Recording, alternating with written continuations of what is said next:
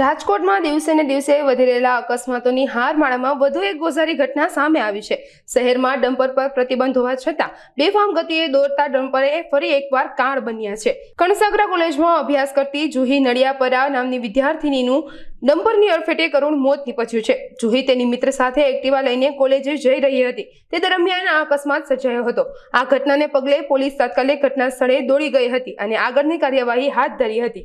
તરુણભાઈ, ઘટના એવી બની, હું હજી મારી બેબીને કોલેજે જતી હતી, સિત્તલ પાર્ક ચોકડીએ મૂકીને એની ફ્રેન્ડ જતી હતી। પછી અડધી કલાક પછી એના ફાધરનો ફોન આવ્યો બેબીને, બે સાથે જાય કે આવી ઘટના બની ગઈ, આપણી બે દીકરીઓ જતી હતી અને એને ડમ્પરવાળાએ આવી રીતે લગાડી દીધું। પછી હું અહીં પહોંચ્યો ત્યાં એની ડેથ થઈ ગઈ। હવે એ તો કાંઈ જાણવા, અમે તો સીધા અહીંયા આવ્યા હતા, ત્યાં આવું થઈ ગયું તો પોલીસમાં અમે તો હજી તો કાંઈ થયું નથી, હજી તો અમે અહીંયા જ છીએ। હા, પોલીસ ફરિયાદ તો કરવી જ પડે ને, કારણ કે આવી બહુ ઘટના, કોકનો કાળજાનો કટકો વહી જાય અને આવું કોઈ ધ્યાન ન દે। આપણી છે આવી રીતે બીજા ઘણી ઘટના રાજકોટમાં બને તો આવી બેદરકારી ન હાલે।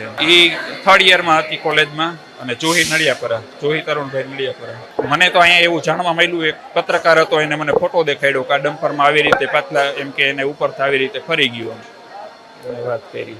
કાંતાબેન એને ખટારા વાળા અડાડી દીધું, શીતલ પાકોટ જતા ત્યાં ભાઈ ને ખબર, એની બેનપણી હતી ને ભેગી, ઈદ માથા પર ચોકડી રેસ ફળવારની દીકરી હતી, બેન તો કોલેજે જતી। વૈશાલી બેન, પંકજભાઈ નડિયાપરા, અમારી દીકરી સવારે કોલેજે જતી હતી, 7:30 પોણા 8 નીકળે કંસાગરા કોલેજમાં, એની ફ્રેન્ડ સાથે જતી હતી।